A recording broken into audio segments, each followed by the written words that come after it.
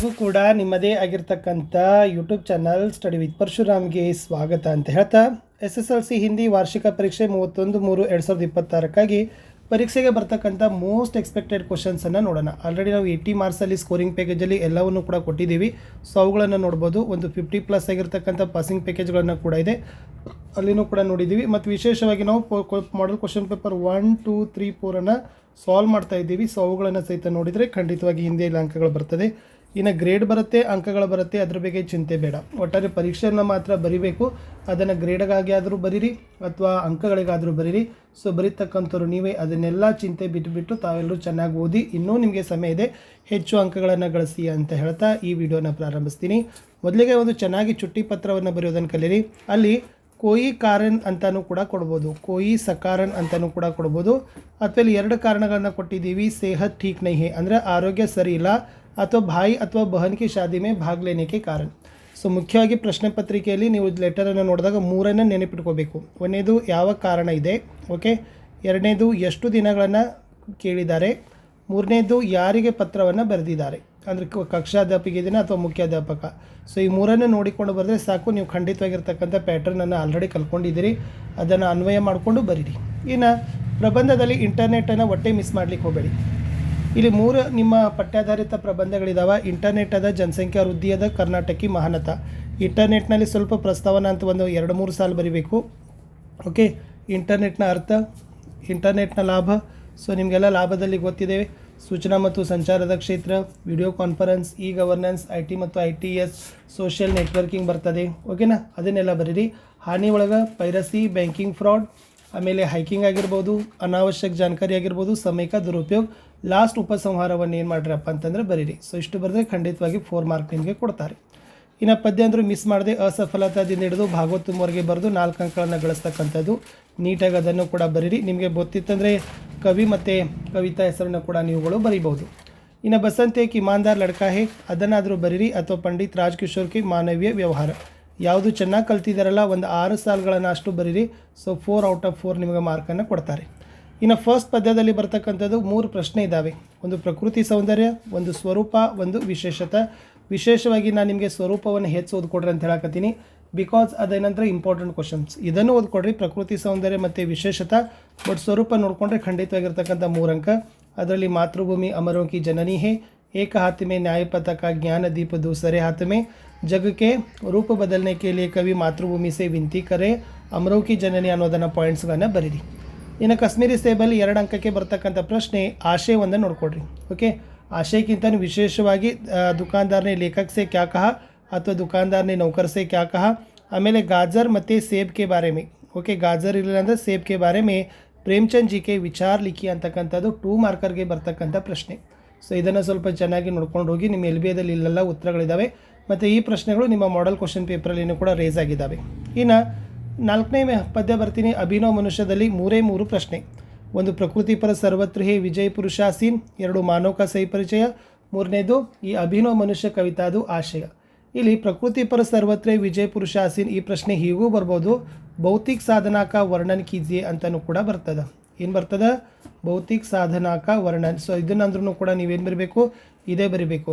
ಏನು, ಮಾನವಕ್ಕೆ ಹಾಥೋಮೆ ಪವನ್ ಕತಾಬ್ ಚಢ ಅವ್ರ ಉತ್ತರ ಹೇ, ಅವರ ಸರಿತಗಿರಿ ಸಿಂಧುಕು ಏಕ ಸಮಾನ ಲಾಂಘ ಸಕ್ತಾ ಹೇ. ಇವು ಪಾಯಿಂಟ್ಸ್ಗಳನ್ನು ನೀವೇನು ಮಾಡಬೇಕು, ಇಲ್ಲಿ ಬರೀಲೇಬೇಕು. ಆಮೇಲೆ ಆಶಯದಲ್ಲಿ ಗೊತ್ತಿದೆ ನಿಮಗೆ, ಸ್ನೇಹ ಇದೆ, 2ನೇದು ಮಾನವೀಯತೆ ಇದೆ, 3ನೇದು ಭಾಯ್ಚಾರ. ಇದರ ಮಹತ್ವವನ್ನು ತಿಳಿಸಿಕೊಡೋದೇ ಈ ಒಂದು ಅಭಿನವ ಮನುಷ್ಯ ಕವಿತಾದು ಆಶಯ ಆಗಿರ್ತಕ್ಕಂಥದ್ದು. ಇನ್ನು ಕಲಾಂಜಿ ಕಾ ಜೀವನ್ ಸಾದಗಿ ಅವ್ರ ನಿಶ್ಚಿಂತತಾ ಮೇ ಬೀತನೆ ಕೆ ಕಾರಣ. ಇದು ಮೋಸ್ಟ್ ಇಂಪಾರ್ಟೆಂಟ್ ಆಗಿರ್ತಕ್ಕಂಥ ಪ್ರಶ್ನೆ. ಇನ್ನು ನಮಾಜ್ಗೆ ಒಂದು ಪ್ರಾಸಂಗಿಕತೆ ಬರ್ತದೆ.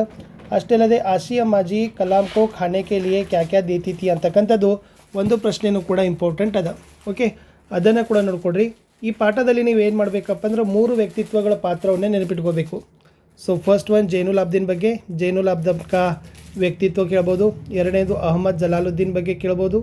3ನೇದಕ್ಕೆ ಯಾರ ಬಗ್ಗೆ ಕೇಳ್ಬೋದು, ಶಂಸುದ್ದೀನ್ ಬಗ್ಗೆ ಕೇಳ್ಬೋದು. 3 ಸಾಲು ಬರೀತಕ್ಕದನ್ನು ರೂಢಿಸ್ಕೊಡ್ರಿ, ಇದು ಕೂಡ ಇಂಪಾರ್ಟೆಂಟು. ಆಮೇಲೆ ಕಲಾಂ ಕೆ ಜೀವನ್ ಮೇ ಅಹಮದ್ ಜಲಾಲುದ್ದೀನೇ ನೈ ದುನಿಯಾ ಕಾ ಬೋಧ್ ಕೈಸೆ ಕರಾಯ ಅಂತ ಇದೆ. ಅಲ್ಲಿ ಚಿಕಿತ್ಸಾ ವಿಜ್ಞಾನ ಇದೆ, ಸಮಕಾಲೀನ ಸಾಹಿತ್ಯ ಇದೆ, ಓಕೆ. ಅಲ್ಲಿ 4 ಪಾಯಿಂಟ್ಸ್ ಬರ್ತಾವೆ. ಅದನ್ನೇ ನೀವು ಚೆನ್ನಾಗಿ ಏನು ಮಾಡಿ ಅಂತಂದರೆ ಓದ್ಕೊಡ್ರಿ. ಇನ್ನು ತುಳಸಿಕೆ ದೋಹೆಗೆ ಬಂದೋದಾದರೆ ಫಸ್ಟ್ ದೋಹಾ, 3rd, 5th ದೋಹಾ ಇಂಪಾರ್ಟೆಂಟ್. ಮೊದಲನೇ ದೋಹಾ ಮುಖ್ಯ ಮುಕುಸೋ ಚಾಹಿಯೇ, ಮೂರನೇ ದೋಹ ದಯಾ ಧರ್ಮ ಕಾ ಮೂಲ ಹೇ, ಫಿಫ್ತ್ ಒನ್ ರಾಮನಾಮ ಮನಿ ದೀಪದರು. ಇಷ್ಟು 3 ದೋಹಾಗಳು ಇಂಪಾರ್ಟೆಂಟ್. ಫಸ್ಟ್ ನಿಮಗೆ ಗೊತ್ತಿತ್ತಂದರೆ ಶಬ್ದಾರ್ಥ ಬರೀರಿ, ಇಲ್ಲಾಂದ್ರೆ ಆಯ್ಕೆ ಬರೀರಿ. ಪ್ರಸ್ತುತ ದೋಹಾ ಗೋಸ್ವಾಮಿ ತುಳಸಿದಾಸ್ ದ್ವಾರ ಲಿಖಿತ್ ತುಳಸಿ ಕೆ ದೋಹೆ ಸೆ ಲಿಯಾ ಗಯಾ ಹೇ. ಆಮೇಲೆ ಇದು ಯಾವುದರ ಬಗ್ಗೆ ಹೇಳಿದ್ದಾರೆ? ಸೊ ಮುಖ್ಯದಲ್ಲಿ ಮುಖ್ಯ ಕೆ ಲಕ್ಷಣ, ದಯಾಧರ್ಮದಲ್ಲಿ ದಯಾಧರ್ಮ ಕಾ ಮಹತ್ವ, ರಾಮನಾಮ ಮನಿ ದೀಪದರುದಲ್ಲಿ ರಾಮನಾಮಕ ಜಪ ಬಗ್ಗೆ ಏನು ಮಾಡಿದ್ದಾರೆ ಹೇಳಿದ್ದಾರೆ ಅನ್ನೋದನ್ನು ಬರೆದು ಸಿಂಪಲ್ ಆಗಿರ್ತಕ್ಕಂಥ ಭಾವಾರ್ಥವನ್ನು ಬರೆದ್ರೆ ನಿಮಗೆ 3 ಔಟ್ ಆಫ್ 3 ಸಿಗ್ತದೆ. 2 ಮತ್ತು 4 ಕೂಡ ನೋಡ್ಕೊಡ್ರಿ, ಬಟ್ ಮೇನ್ ಫೋಕಸ್ ಮಾಡೋದು 1, 3, 5 ಇಸ್ ದ ವೆರಿ ಇಂಪಾರ್ಟೆಂಟ್. ಇನ್ನು ಇಂಟರ್ನೆಟ್ ಕ್ರಾಂತಿ ಪಾಠದಲ್ಲಿ ಫಸ್ಟ್ ಬರ್ತಕ್ಕಂಥದ್ದೇ ಕ್ವಶನು ಸೂಚನಾ ಮತ್ತು ಸಂಚಾರ ಕ್ಷೇತ್ರ ಅಂತ ಒಂದು ಬರ್ತದೆ. ಓಕೆ, ಅಂದರೆ ಮೊದಲು ಏನು ಮಾಡ್ತಿದ್ರು, ಪತ್ರ ಅದನ್ನೆಲ್ಲ ಕೊಡ್ತಿದ್ರು. ಬಟ್ ಇವಾಗ ಏನು ಮಾಡ್ತಾ ಇದ್ದಾರೆ, पल भर में संदेश वीडियो और स्थिर चित्र भी भेजा जा सकता है. पुस्तकालय के किताबों को भी कम समय में भेज सकते हैं. दुनिया के किसी भी कोने में पैसे भी भेज सकते हैं. ಅದು ಸೂಚನಾ ಮತ್ತು ಸಂಚಾರದ ಕ್ಷೇತ್ರ. ಓಕೆ, ಅದಾದ ನಂತರ ಎಸ್ ಸೋಷಿಯಲ್ ನೆಟ್ವರ್ಕಿಂಗ್ ಏ ಕ್ರಾಂತಿಕಾರಿ ಖೋಜೆ, ವಿಡಿಯೋ ಕಾನ್ಫರೆನ್ಸ್ ಒಂದು ಬರ್ತದೆ. ಓಕೆ, ಇಲ್ಲಿ ಇನ್ನೂ ಪ್ರಶ್ನೆಗಳು ಯಾವ ಇದಾವಪ್ಪ ಅಂದ್ರೆ IT ಮತ್ತು ITS ಕೂಡ ಇಂಪಾರ್ಟೆಂಟ್ ಅದ, ಅದು ಕೂಡ ನೋಡ್ಕೊಡ್ರಿ. ಲಾಸ್ಟ್ ಏನಪ್ಪ ಅಂತಂದ್ರೆ ಈ ಗವರ್ನೆನ್ಸ್ ಬಗ್ಗೆನೂ ಕೂಡ ಸ್ವಲ್ಪ ನೋಡ್ಕೊಡ್ರಿ. ಈ ಗವರ್ನೆನ್ಸ್ ಯಾಕಂದ್ರೆ ಇವೆಲ್ಲ ನೋಡ್ಕೊಂಡ್ರೇ ನೀವು ನಿಬಂಧಗಳನ್ನು ಕೂಡ ಬರೀಬೋದು. ಅಲ್ಲಿ 4 ಅಂಕ, ಇಲ್ಲಿ 3 ಅಂಕ. ಸೊ ಟೋಟಲಿ 7 ಅಂಕಗಳು ನಿಮಗೆ ಏನಾಗ್ತಾವಪ್ಪ ಅಂತಂದ್ರೆ ಸಿಗ್ತಾವೆ. ಸೊ ಮಿಸ್ ಮಾಡಿದೆ ಅದನ್ನು ಕಂಟಿನ್ಯೂ ಆಗಿ ನೋಡಿ. ಇನ್ನು ईमानदारों के सम्मेलन में ದಲ್ಲಿ ಲೇಖಕೋ भेजे गए निमंत्रण पत्र में क्या लिखा गया था. ಇದಲ್ಲದೆ ಇನ್ನೂ 2 ಪ್ರಶ್ನೆ ಇಂಪಾರ್ಟೆಂಟ್ ಅದಾವೆ. ಏನು? ಸೊ सज्जन ने लेखक को क्या समझाया. सेकंड वन, ईमानदार डेलीगेट ने लेखक को क्या समझाया. लास्ट, लेखक ने कमरा छोड़कर जाने का निर्णय क्यों लिया. ಇವು ಇಂಪಾರ್ಟೆಂಟ್ ಆಗಿರ್ತಕ್ಕಂಥ ಪ್ರಶ್ನೆ. 2 ಮಾರ್ಕ್ಸ್ ಇದಾವೆ. ಸೊ ಹೀಗಾಗಿ ಪ್ರಶ್ನೆಗಳು ಭಾಳ ಆಗ್ತಾವೆ. ಸೊ ಅದನ್ನು ನೀವು ಚೆನ್ನಾಗಿ ಅವು ಏನು ಮಾಡ್ರಿ ಅಂತಂದರೆ ನೋಡ್ಕೊಡ್ರಿ. ಇನ್ನು ರೋಬೋಟ್ನೇ ಕ್ಯಾ ಕ್ಯಾ ಕಾಮ್ ಕರ್ತಾತ ಅಂತ ಇದೆ, ಇದು ವೆರಿ ಮೋಸ್ಟ್ ಇಂಪಾರ್ಟೆಂಟ್ ಅದ. ಈ ರೋಬೋನಿಲ್ ಸಕ್ಸೇನಾಗಳ ಮನೆಯಲ್ಲಿ ಏನೆಲ್ಲ ಕೆಲಸ ಮಾಡ್ತಿತ್ತು, ಅದು ವಿಜ್ಞಾನ ಕಥಾ ಸಾರ ಅಂತಲೂ ಕೂಡ ಕೇಳಿದ್ದಾರೆ. ಆಮೇಲೆ ಹಲ್ಚಲ್ ಕ್ಯೂ ಮಚ್ಗೈ ಅಂತಕ್ಕಂಥದ್ದು ಬರ್ತದೆ. ಓಕೆ, ಏಕೆ ಸಮಸ್ಯೆ ಆಯಿತು. ಆಮೇಲೆ ಈ ಕಂಪನಿಗೆ ಮಾಲೀಕ್ ಸಮಸ್ಯೆ ಕಾ ಸಮಾಧಾನ ಕಿಸ್ ಪ್ರಕಾರ ಕಿಯಾ. ಓಕೆ, ಸೊ ಅದು ಕೂಡ ಏನಪ್ಪ ಅಂತಂದರೆ ಇಂಪಾರ್ಟೆಂಟ್ ಆಗಿರ್ತಕ್ಕಂಥ 3 ಮಾರ್ಕರ್ ಕ್ವಶನ್ಸು ಯಾವ ಪಾಠದಲ್ಲಿ, ರೋಬೋಟ್ ಅಂತಕ್ಕಂಥ ಪಾಠದಲ್ಲಿ. ಇನ್ನು ಎಸ್ ಮಹಿಳಾ ಕಿ ಸಾಹಸಗಾಥ ಪಾಠದಲ್ಲಿ ಬರ್ತಕ್ಕಂಥದ್ದೇ. 1ನೇದು ಮಹಿಳಾ ಕಿ ಸಾಹಸಗಾಥ ಪಾಠದ್ದು ಆಶಯ, 2ನೇದು ದಕ್ಷಿಣ ಶಿಖರ್ ಪರ್ ಚढ़ते समय ಬಚೇಂದ್ರಿ ಕೆ ಅನುಭವ. ಆಮೇಲೆ ಬಚೇಂದ್ರಿ ಅವರ ಬಚ್ಪನ್ ಮತ್ತು ಶಿಕ್ಷಾ. ಓಕೆ, ಬಚ್ಪನ್ದಲ್ಲಿ ವಿಶೇಷವಾಗಿರ್ತಕ್ಕಂಥ ಶಿಕ್ಷಾ.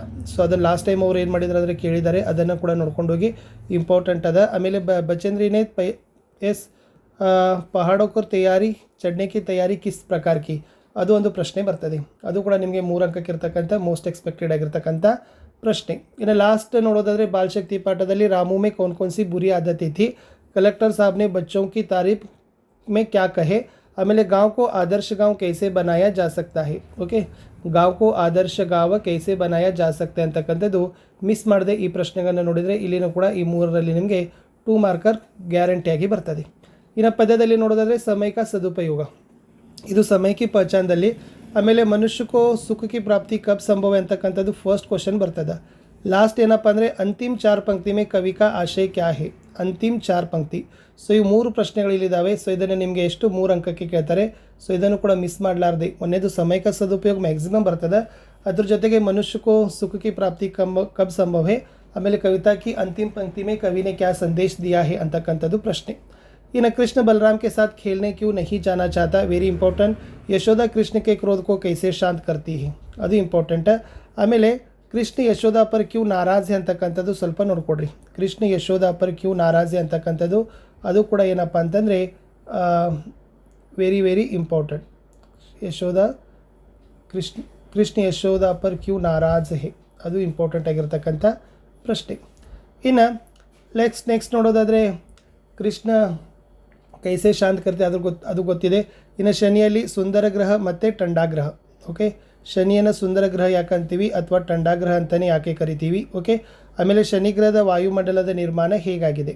ಸೊ 4 ಅನಿಲಗಳಿದ್ದಾವೆ. ಆಮೇಲೆ ಟೈಟನ್ ಮತ್ತು ಗೈನಿಮಿಡ್. ಸೊ ಟೈಟನ್ ಮತ್ತು ಗೈನಿಮಿಡ್ ಬಗ್ಗೆ ನೋಡ್ಕೊಡ್ರಿ. ಸೊ ಇಲ್ಲಿನೂ ಕೂಡ ನಿಮ್ಗೆ ಏನಾಗ್ತಾವಪ್ಪ ಅಂದರೆ ಇಷ್ಟು 5 ಪ್ರಶ್ನೆ ಒಳಗೆ ಒಂದಂತೂ ಗ್ಯಾರಂಟಿಯಾಗಿ ಸಿಗ್ತದೆ. ಇನ್ನು ಸತ್ಯಕ ಅರ್ಥ ಮತ್ತು ಸ್ವರೂಪ, ಶಾಸ್ತ್ರದಲ್ಲಿ ಸತ್ಯವನ್ನು ಏನು ಹೇಳಿದ್ದಾರೆ. ಓಕೆ, ಆಮೇಲೆ ಸಂಸಾರ ಮೇ ಮಹಾನ್ ವ್ಯಕ್ತಿಯವನ್ನೇ ಸತ್ಯ ಕಾ ಸಹಾರ ಕಿಸ್ ಪ್ರಕಾರ ಲಿಯಾ ಹೇ, ಅಲ್ಲಿ 4 ಜನ ವ್ಯಕ್ತಿಗಳು ಬರ್ತಾರೆ, ಅವ್ರದ್ದನ್ನು ನೋಡ್ಕೊಡ್ರಿ. झूठ का सहारा लेते तो क्या क्या करना पड़ता है, सहना पड़ता है, ಅದು ಒಂದಿತ್ತು. ಇನ್ನು ನಾಗರಿಕ ಕರ್ತವ್ಯದಲ್ಲಿ ಕಾರ್ಯಶಾಲಾ ಮೇ कौन कौन से विषय आयोजित किए गए थे. ಓಕೆ, ಅಲ್ಲಿ ಅಕೂಲ್, ಸಲ್ಮಾ, ಅನ್ವರ್ ಇಂಪಾರ್ಟೆಂಟ್. ಯಾರು? ಅಕೂಲ್, ಸಲ್ಮಾ, अनवर लास्ट में मीना मैडम ने क्या कहा ಅಥವಾ ಇದನ್ನು कोई 3 ನಾಗರಿಕ ಕರ್ತವ್ಯಕ ಉಲ್ಲೇಖ ಕೀಜಿ ಅಂತಲೂ ಕೂಡ ನಿಮ್ಗೆ ಏನು ಮಾಡ್ಬೋದು ಅಂದರೆ ಪ್ರಶ್ನೆಗಳನ್ನ ಬರ್ಬೋದು. ಇಷ್ಟು ನಾನು ಏನು ಮಾಡಿದ್ದೀನಿ ಅಂದರೆ ಗದ್ಯ ಪದ್ಯ ಮತ್ತು ಪೂರಕ ಪಾಠದಲ್ಲಿ ಬರ್ತಿರ್ತಕ್ಕಂಥ ಎಲ್ಲ ಆಲ್ಮೋಸ್ಟ್ ಪ್ರಶ್ನೆಗಳನ್ನ ಹೇಳಿದ್ದೀನಿ. ಸೊ ಚೆನ್ನಾಗಿ ತಯಾರಿ ಮಾಡಿ. ಸೊ 80 ಸ್ಕೋರಿಂಗ್ ಪ್ಯಾಕೇಜ್ ವಿಡಿಯೋಗಳನ್ನ ಲೈನಪ್ ಮಾಡಿದ್ದೀವಿ, ಅವುಗಳನ್ನು ಕೂಡ ಹಾಕಿದ್ದೀವಿ, ಅವುಗಳನ್ನು ಸಹಿತ ನೋಡಿ ಅಂತ ಹೇಳ್ತಾ ವಿಡಿಯೋನ ಲೈಕ್ ಶೇರ್ ಮತ್ತು ಸಬ್ಸ್ಕ್ರೈಬ್ ಮಾಡೋದನ್ನು ಮಾತ್ರ ಮರೆಯದಿರಿ. ಬಾಯ್.